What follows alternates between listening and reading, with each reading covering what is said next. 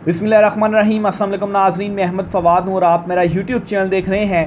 नाज़रीन, 4 बड़ी इंपॉर्टेंट ख़बरें आज की व्लॉग में आपके साथ शेयर करनी हैं और ये ऐसी ख़बरें हैं कि पूरे का पूरा जो मंज़रनामा है इन ख़बरों के बाद तब्दील होकर रह चुका है। नज़र इस वक्त कुछ और आ रहा है लेकिन पस पर्दा जो हक़ाइक़ हैं वो बहुत मुख्तलिफ हैं। अहम तरीन तफ़सीलात आपके साथ शेयर करनी है, लेकिन सबसे पहले नाज़रीन, इमरान खान साहब के अगेंस्ट एक प्रोपेगेंडा किया जा रहा था कि इमरान खान शायद कोई डील मांग रहे हैं या किसी का कोई मिन्नत तरला कर रहे हैं। खैर, उस वक्त मैंने आपसे ये कहा था कि इमरान खान कोई डील असल में किसी को देंगे नहीं। ये जो इमरान खान के अगेंस्ट प्रोपेगेंडा किया जा रहा है ये सिर्फ़ और सिर्फ अपनी साख को बचाने के लिए या आवाम के जहनों को कन्फ्यूज़ करने के लिए किया जा रहा है। बहरहाल इमरान खान साहब ने तमाम तर चीज़ों को आज काउंटर किया है। इमरान खान साहब ने आज अडयाला जेल में गुफ्तगू की है सहाफ़ियों से। इमरान खान साहब की गुफ्तगू के कुछ इंपॉर्टेंट जो पॉइंट्स हैं वो आपके साथ में शेयर करता हूँ जी। एक तो इमरान खान साहब ने यह कहा है जी कि मुज़ाकरात आइन के दायरे में रहकर करूँगा। सबसे पहले हमारा मैंडेट वापस किया जाएगा। इस हकूमत से क्या मुज़ाकरात करूँ जो 4 हलके खुलने से ख़त्म हो जाए। मुज़ाकरात इन्हीं से करूँगा जिनके पास ताकत है। अच्छा, एक तो चीज़ इमरान खान साहब ने क्लियर कर दी कि मुज़ाकरात जो इमरान खान साहब करेंगे वो आइन के अंदर रहते हुए करेंगे।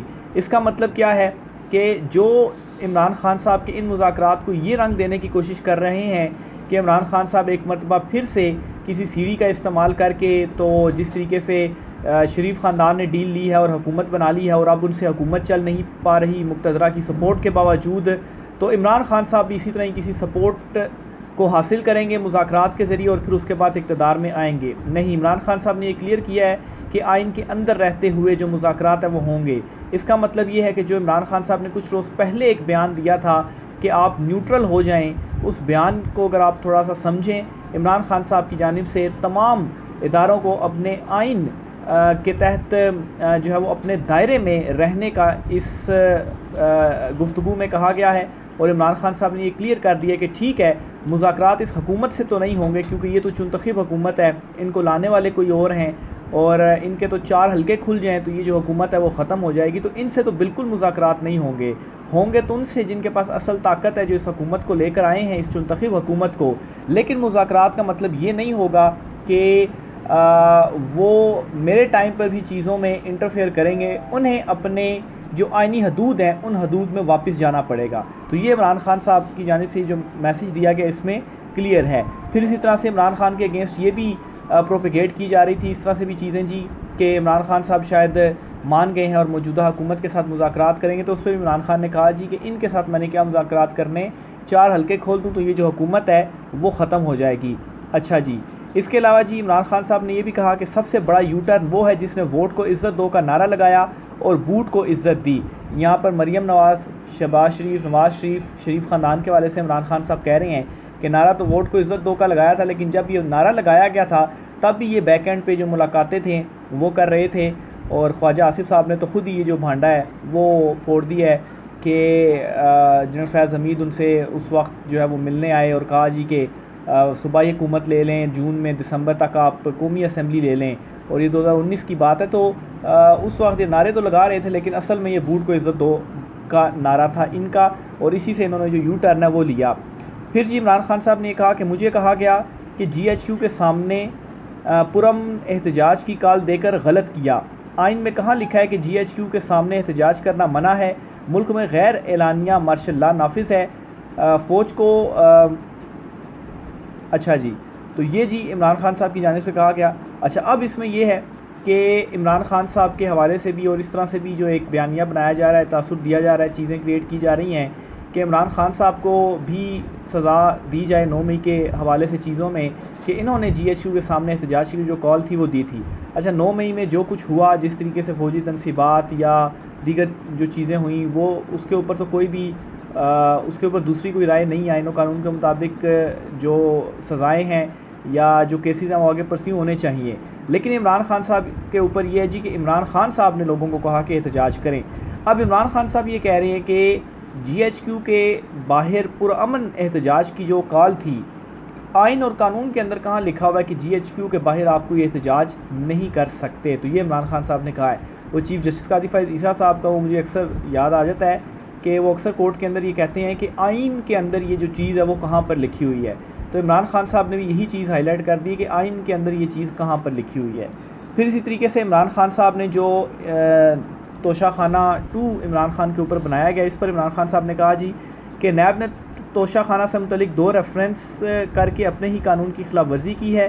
पहले रेफरेंस में कहा गया हार की कीमत कम करवाई, दूसरे में भी यही इल्ज़ाम है। पहले रेफरेंस में भी इनाम शाह वादा माफ़ गवाह था, नए रेफरेंस में भी वही वादा माफ़ गवाह है। रेफरेंस से बरी होने के बाद मोहसिन नकवी चेयरमैन नैब तफ्तीशी अफसरान समेत झूठे बयान देने वालों पर केस करूँगा। तो ये बिल्कुल वाकई अपना एक सेटल लॉ है भी है, और एक रेफरेंस अगर हो गया है तो फिर उसी चीज़ के ऊपर दूसरा रेफरेंस तो नहीं हो सकता। लेकिन जो पहला भी रेफरेंस हुआ था उसका क्या हुआ, वो भी ऐसे ही था, और दूसरा भी ऐसे ही बना दिया गया कि इमरान खान को मज़ीद जेल में रखा जाए। तो बहरहाल जी ये इमरान खान साहब ने इस पर भी कहा जी कि एक तो ये कानून के ख़िलाफ़ है, और जो ये कर रहे हैं उनके ऊपर जो केसेस हैं वो फिर मैं जब बाहर आऊँगा तो फिर कानूनी जो जंग है वो मैं लड़ूंगा। फिर इमरान खान साहब ने जी मज़ीद ये भी कहा, पहला रेफरेंस जिस हार पर बनाया गया नैब को नहीं पता वो हार हमारे पास है। मार्च 18 को बनी गाला रिहाइशगाह पर छापे से कबल तमाम कीमती अशिया वहाँ से महफूज मकाम पर मुंतकिल कर गई थीं। जिस हार पर मुझे सज़ा दी गई मैंने गलती से बता दिया था कि वो हार हमारे पास मौजूद है। नैब फंस गई थी इसलिए मुझे जल्दी में सज़ा सुना दी गई। यानी कि जिस चीज़ को बुनियाद बनाकर सज़ा सुनाएगी, तो इमरान खान साहब ने कहा जी वो तो मैंने बेचा ही नहीं है। तो असल में केस ये है इमरान खान साहब के ऊपर जी के बेच दिया इमरान खान ने, उसकी कीमत कम लगाई और ज़्यादा बेचा, तो इसलिए इमरान खान साहब को सज़ा दी जाए। अच्छा, फिर इसके अलावा इमरान खान साहब कहते हैं दुनिया में जमहूरियत अखलाकियात की बुनियाद पर चलती है, कभी भी पार्लियामेंट डंडे के ज़ोर पर नहीं चलती।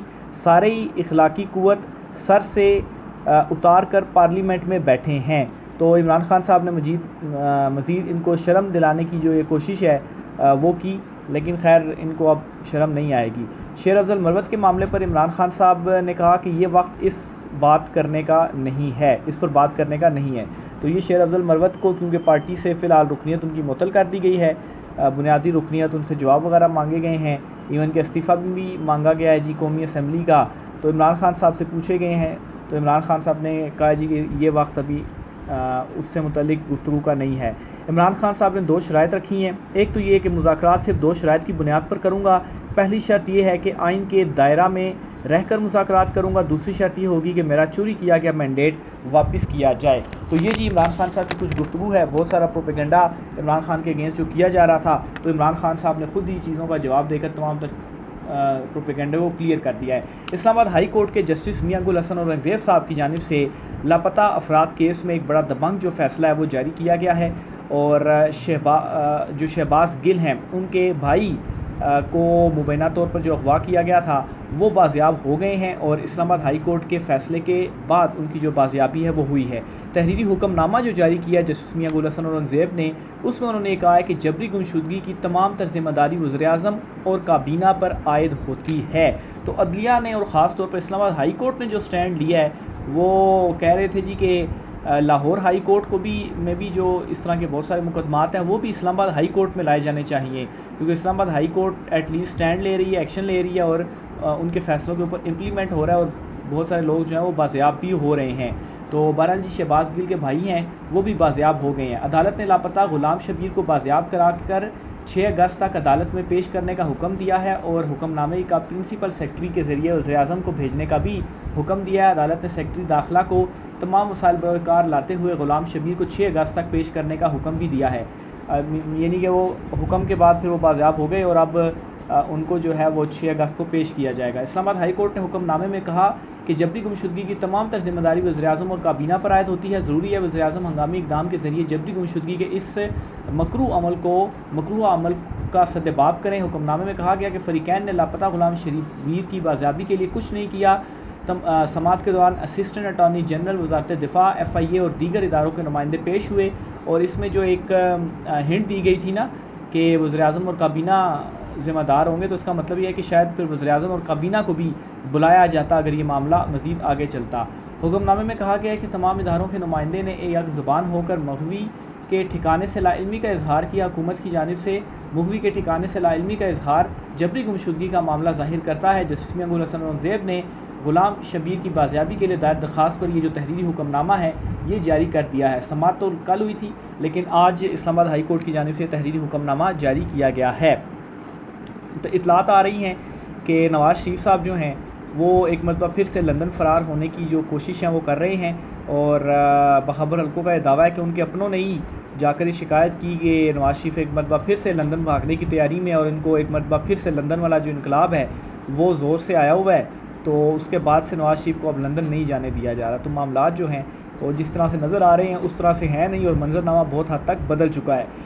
फायर वाल का एक मामला सामने आया था, आपको याद होगा जी कि हुकूमत ने कुछ बजट भी रखा था सोशल मीडिया से मुतलिक, और एक फायर वाल का बड़ा तस्करा आया था जी कि चाइना से फायर वाल ली जाएगी और जो सोशल मीडिया उसे काबू में किया जाएगा, क्योंकि जो रवायती मीडिया, इलेक्ट्रॉनिक मीडिया या प्रिंट मीडिया, उसके ऊपर तो आप जो है वो कंट्रोल कर सकते हैं ताकत का इस्तेमाल करके, और क्योंकि चंद ही इदारे हैं, लेकिन सोशल मीडिया प्लेटफॉर्म जो है वो तो बड़ा वसी प्लेटफॉर्म है और कितने करोड़ों लोग इसको इस्तेमाल कर रहे हैं। तो इसको उस तरीके से हैंडल नहीं किया जा सकता जिस तरीके से रवायती मीडिया को किया जाता है, रवायती मीडिया में इलेक्ट्रॉनिक मीडिया या प्रिंट मीडिया को।